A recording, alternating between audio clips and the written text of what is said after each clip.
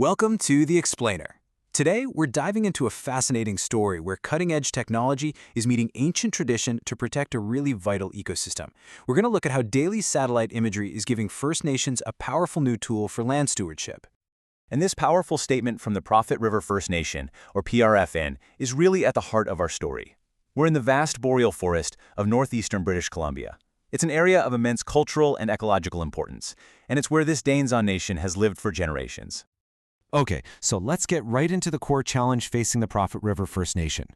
How do you effectively steward a massive, intact ecosystem when you're facing all these growing modern pressures?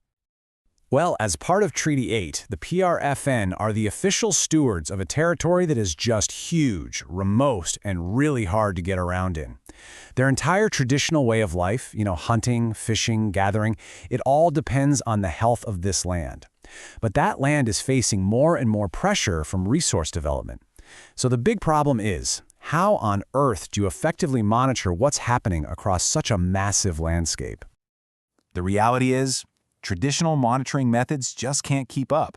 Sending people out on foot is incredibly slow, it's expensive, and it only gives you a tiny snapshot of one small area at one specific time. What the PFRN really needed was a way to see the entire territory, all at once, continuously, and with objective data. And this is where the solution comes in, a truly revolutionary tool that offers a completely new perspective. We're talking about a constant eye in the sky. Meet Planet's constellation. It's a fleet of about 200 small satellites that are imaging the Earth's entire landmass pretty much every single day. And the detail is incredible. We're talking 3.7 meters per pixel. The system is so advanced, it can even fuse its data with other satellites to create cloud-free images. It's literally like giving the PRFN a daily health checkup of their entire territory. Okay, but having millions of pictures is one thing, right? The real magic here is turning all of that visual data into something meaningful, a way to actually measure the health of the forest right from space. And to do this, scientists came up with a metric called the Seasonal Productivity Index, or SPI. The easiest way to think about it is like an annual health score for the land. It basically calculates all the vegetation growth, all that photosynthetic activity for every little 3-meter patch of land over the entire growing season, from May to October. So how did they actually create this health map? Well, it's a pretty neat process.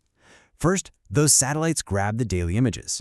Then, a special index called KNDIV calculates the plant health for each little pixel.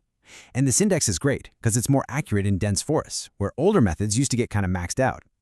These daily scores are then all added up over the entire growing season to create that final super detailed health map of the territory. So how does this actually work in practice? Well, one of its most powerful uses is for what's called compliance monitoring, basically making sure industrial activities, like logging, are staying within their approved boundaries. And that brings us to the critical question the PRFN Lands planning team had to answer. It's one thing to have an agreement on a map, but it's a whole other thing to confirm what's actually happening out there in a remote forest.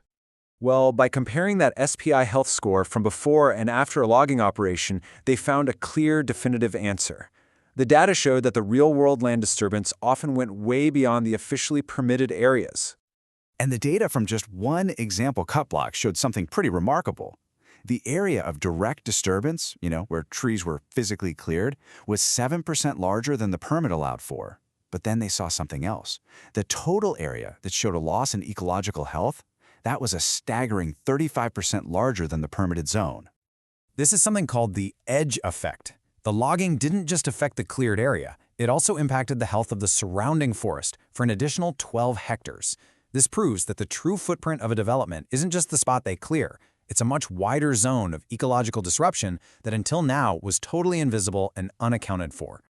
But this technology isn't just about spotting problems. It also gives you this holistic, landscape-level view of the entire ecosystem's health, so you can track both the gains and the losses over time. So, by analyzing all the SPI changes across a huge 57,600 hectare pilot area, the PFNR can create a kind of balance sheet for their land. And you can see here in just 1 year, while about 800 hectares saw brand new disturbances, there's a much larger dynamic at play, with huge areas losing productivity, but also other areas gaining it back as the forest regenerates. And seeing this bigger picture is absolutely essential. It helps you move beyond looking at just individual projects and lets you understand the true cumulative impact of all the disturbances and all the regeneration across the entire territory. It's just a massively powerful tool for long-term sustainable planning. So, what does this all mean for the future of the Prophet River First Nation stewardship? To put it simply, it's a complete game changer. What's so transformative here is that this technology gives them objective, repeatable, and defensible data. That strengthens their hand when they're negotiating with industry and government. It cuts down on the need for those expensive ground surveys and lets them precisely monitor how the land is recovering. It truly empowers them to be even more effective stewards. And, this isn't just some theoretical research project.